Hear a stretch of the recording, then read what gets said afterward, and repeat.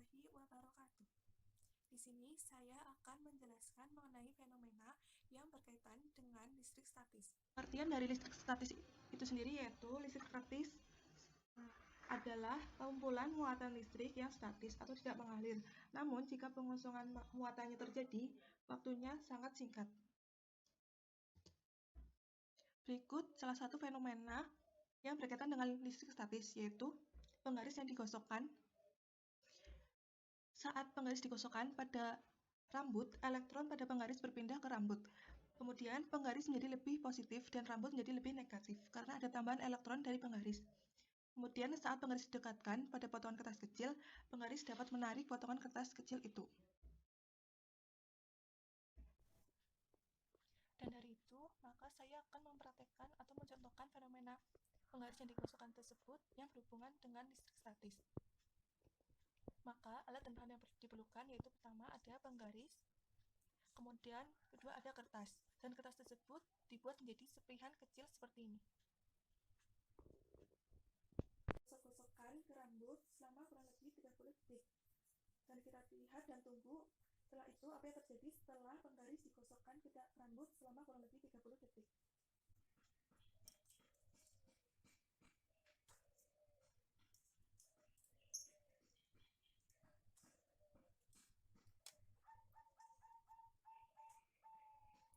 Bisa dilihat di sini penggaris menarik serpihan kertas.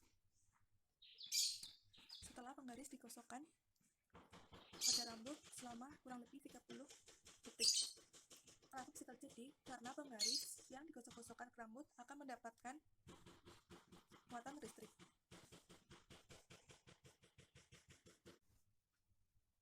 Baik, saya akan menjelaskan mengenai penggaris yang digosok dengan rambut dapat menempel pada serpihan kertas. Sebelumnya, kita harus mengetahui dulu, yaitu hubungan antar muatan. Misalkan ada dua benda yang memiliki muatan listrik. Benda pertama yaitu memiliki muatan listrik yang negatif, dan benda kedua juga memiliki muatan listrik yang negatif juga. Hubungan ini adalah jika kedua benda memiliki muatan yang sejenis, maka akan saling tolak-menolak. Jika mereka tidak sejenis, misalnya ada dua benda. Benda pertama memiliki muatan listrik yang negatif, dan benda kedua memiliki muatan yang positif. Maka mereka akan saling tarik-menarik. Itulah mengapa dasar dari penggaris yang digosokkan ke dalam rambut bisa menempel pada serpihan kertas. Ketika penggaris yang digosok dengan rambut, maka akan bermuatan listrik negatif pada bagian yang digosok dengan rambut. Dan jika terdapat serpihan kertas tersebut memiliki muatan listrik yang netral, yaitu muatan baik negatif maupun positif. Jika didekatkan penggaris dengan serpihan kertas, yang terjadi adalah muatan listrik negatif akan menolak muatan listrik negatif, dan muatan listrik negatif akan saling tarik-menarik pada muatan listrik positif dari serpihan kertas, sehingga gambarnya akan menjadi seperti ini. Digambarkan penggaris yang sudah menempel pada serpihan kertas, dan di ujung sini yang sejenis dengan muatan penggaris. Karena perbedaan muatan tarik-menarik. Nah, dari itulah mengapa sebuah penggaris yang digosok pada rambut dapat menempel pada serpihan kertas. Maka, dari penjelasan tersebut dapat diperjelas, yaitu pada saat penggaris plastik digosokkan pada rambut kering yang mengandung banyak elektron. Ada elektron yang pindah ke penggaris plastik. Setelah penggaris menjadi bermuatan listrik negatif, maka penggaris plastik dapat menarik potongan kertas tersebut.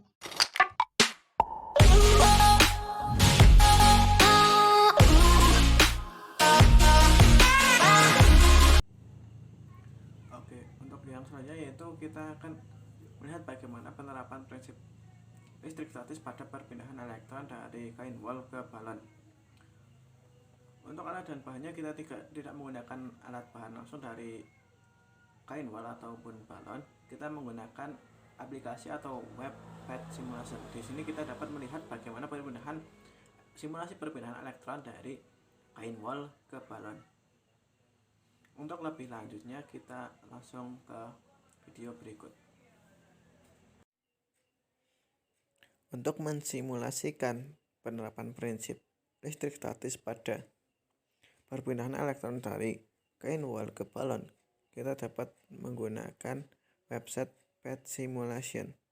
Di sini dapat kita mensimulasikan terkait perpindahan elektron dari kain wol ke balon. Untuk memasuki website tersebut, kita dapat menggunakan website pencarian Google dan mengetik pada kolom pencarian yaitu pad simulation.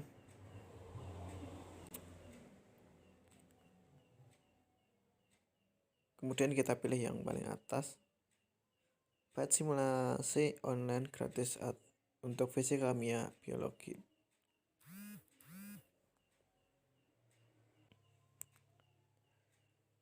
Di sini dapat kita lihat beberapa pilihan simulasi di antaranya fisika, kimia, matematika, ilmu kebumian, dan biologi. Untuk simulasi penerapan prinsip listrik statis pada perpindahan elektron dari kain wol ke balon, kita dapat memilih fisika. Nah, pada opsi fisika kita disuguhkan dengan beberapa filter simulasi, yang salah satunya yaitu perpindahan elektron dari kain wol ke balon. Nah,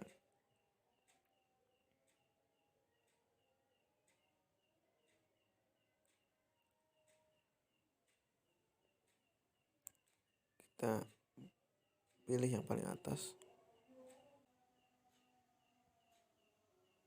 Nah, di sini terdapat baju dengan kain wol, kemudian balon dan tembok dengan muatan elektron dan proton yang seimbang.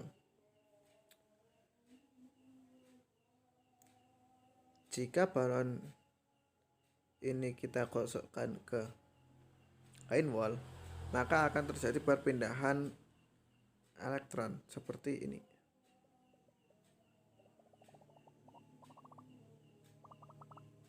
Nah, karena perpindahan elektron tersebut, maka balon menjadi bermuatan negatif dan baju wol menjadi bermuatan positif.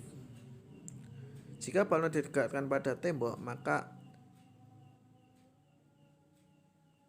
elektron-elektron pada tembok akan berpindah tempat. Nah, seperti ini. Kemudian jika kita dekatkan balon ke baju wol, maka balon akan menempel atau tertarik.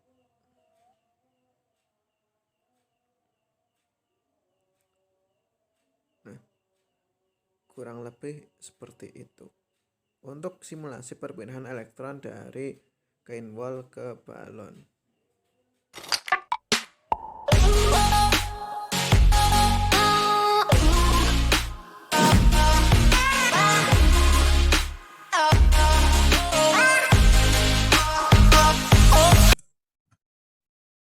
Assalamualaikum warahmatullahi wabarakatuh. Saya akan melanjutkan mengenai prinsip kerja dari laser yang menggunakan konsep listrik statis. Nah, dapat dilihat, ini adalah visual yang tampak dari luar dari printer laser, sedangkan ini adalah visual dalamnya, ya, yang di dalamnya.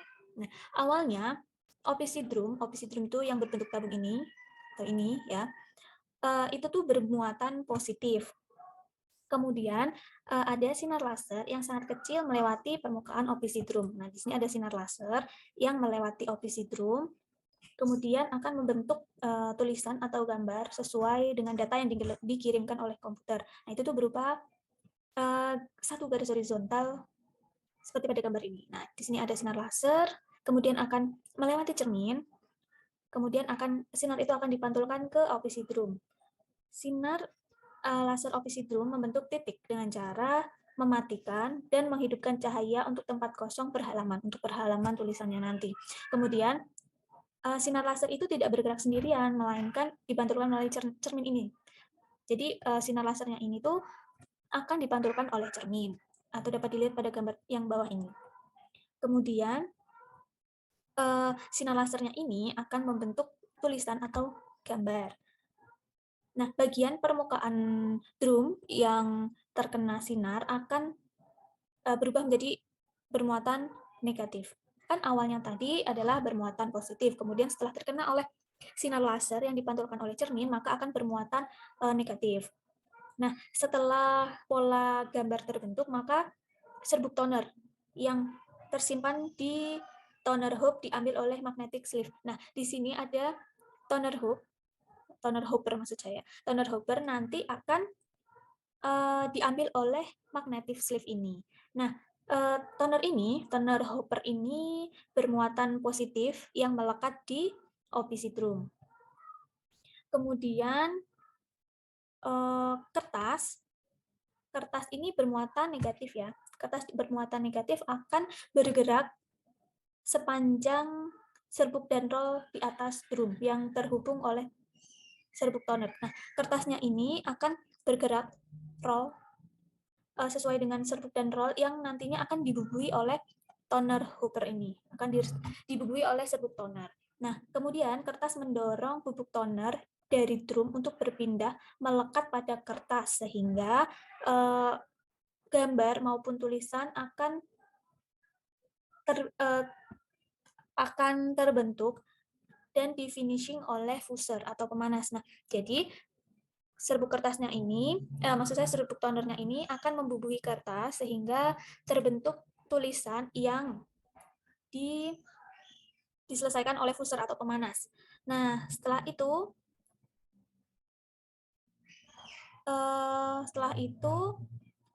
pemanas ini atau fusser ini mengeringkan serbuk toner yang terbentuk dalam kertas. Sehingga kemudian kertas yang telah tercetak akan dikeluarkan menuju